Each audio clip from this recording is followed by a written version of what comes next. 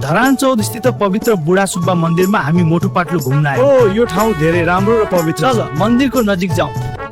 यहाँको वातावरण कति रमाइलो र शान्त रहेछ। हो एकदम मन फुरुङ हुन्छ।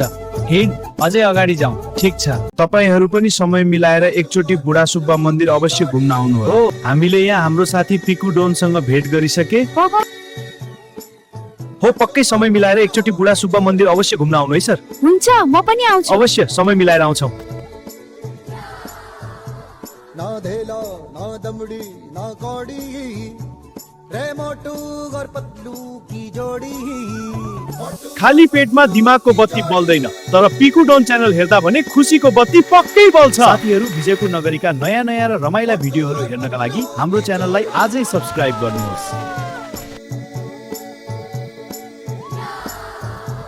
ना धेला ना दमड़ी ना कौड़ी रे मोटू और पतलू की जोड़ी।